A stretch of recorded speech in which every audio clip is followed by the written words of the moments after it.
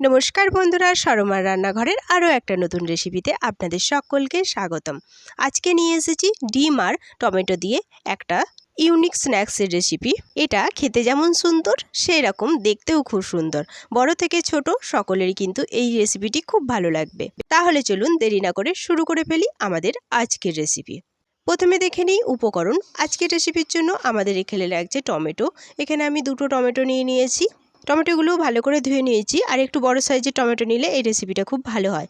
এর সাথে নিয়েছি 2টো ডিম আর টমেটো বাদে এখানে আরও অল্প কিছু উপকরণ লাগবে।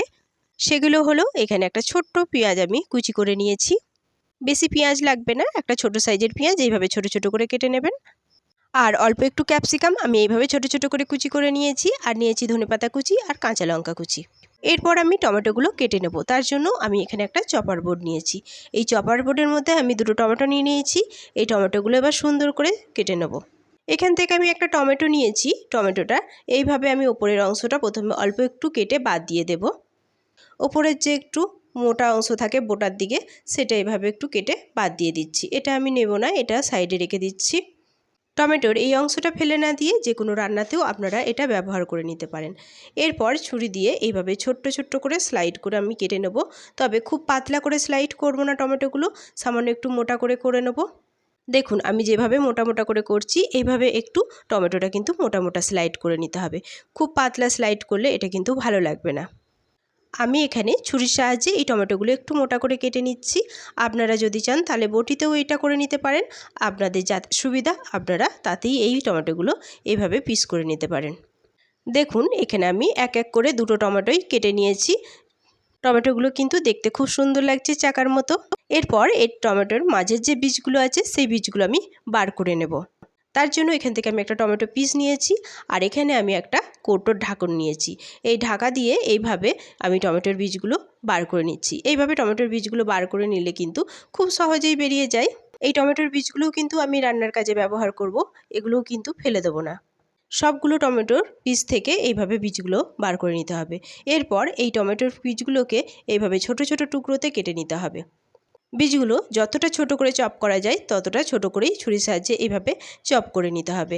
এইভাবে চপ করে নিলে এটা রান্নাতে খুব সুবিধা হবে। দেখুন এখানে আমি সমস্ত বীজগুলোই চপ করে নিয়েছি ছোট ছোট করে। এরপর এটা আমি সাইডে রেখে দিচ্ছি। আর আমি টমেটোর রিংগুলোও সাইডে রেখে দিচ্ছি। এরপর একটা পাত্র নিয়ে নিয়েছি। এই পাত্রের মধ্যে চপ করা টমেটো বীজগুলো আমি সব দিয়ে দিচ্ছি। বীজগুলো দিয়ে এর মধ্যে আমি যে 2টো ডিম নিয়েছিলাম সেই ডিমগুলো ফাটিয়ে এর মধ্যে দিয়ে দিচ্ছি।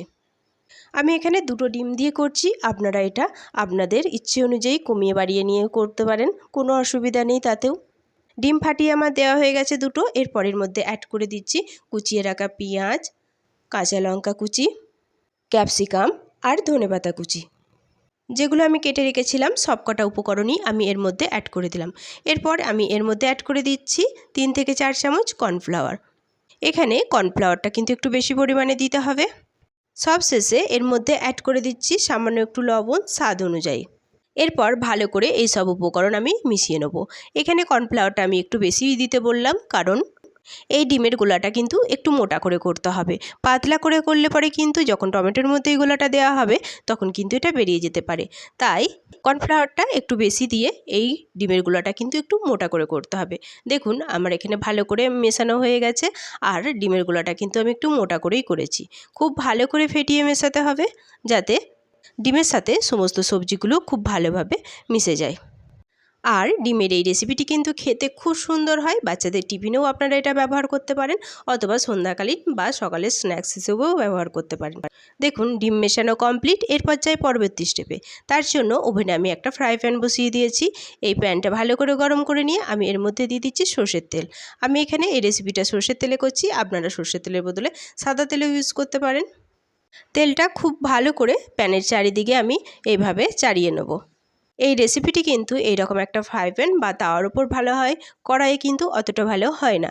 সবসময় চেষ্টা করবেন এরকম একটা তাওয়া বা ফ্রাই প্যান ব্যবহার করতে। দেখুন এখানে তেলটা আবার খুব ভালো করে চাড়ানো হয়ে গেছে, আর ফ্রাই প্যানটাও খুব ভালোভাবে গরম হয়ে গেছে। এরপর আঁচটা লোয়ে রেখে আমি এই টমেটোর রিংগুলো এক এক করে এই ফ্রাই প্যানের উপর সাজিয়ে দেব। সবগুলো একটা একটা করে সুন্দর করে আমি সাজিয়ে দিচ্ছি, আর সাজিয়ে একটু করে চেপে দিচ্ছি যাতে ফ্রাই প্যানের সাথে খুব ভালোভাবে আটকে যায়।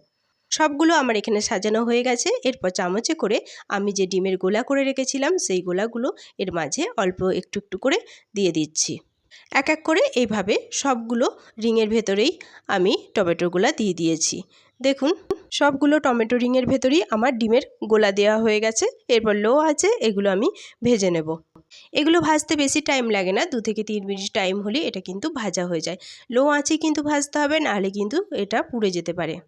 দেখুন এখানে আমার এক পিঠ ভাজা হয়ে গেছে। এবার উল্টে দিয়ে অপর পিঠটাও আমি ভেজে নিচ্ছি। যেহেতু এর মধ্যে ডিমের গোলা দেওয়া আছে তাই এটা বেশিক্ষণ ভাজতে টাইম লাগবে না, খুব অল্প টাইমেই ভাজা হয়ে যাবে। আর এটা কিন্তু খুব ব্রাউন করে ভাজবেন না, হালকা একটু কালার এলেই এটাকে উল্টে দেবেন। দেখুন আমার এখানে হালকা যেরকম কালার এসছে, এতে কিন্তু এটা দেখতেও ভালো লাগবে আর খেতেও ভালো লাগবে। সবগুলো উল্টানো হয়ে গেছে, এবার অপর পিঠটাও আমি ভেজে নিচ্ছি। 2 পিঠই আমার ভাজা হয়ে গেছে। এরপর আমি এক এক করে এগুলো একটা প্লেটের মধ্যে তুলে নিচ্ছি। দেখুন এটা দেখতে কত সুন্দর হয়েছে।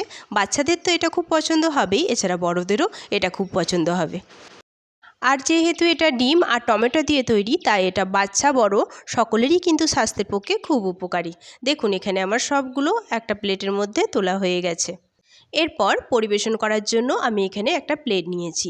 এই প্লেটের মধ্যে এক এক করে আমি এরপর এই ডিমের স্ন্যাক্সটি পরিবেশন করে নিচ্ছি। সত্যি বলছি এটা খেতে কিন্তু খুব সুন্দর। আর হাতে মাত্র 5 মিনিট টাইম থাকলেই এই রেসিপিটি কিন্তু বাড়িতে খুব সহজে বানানো যায়।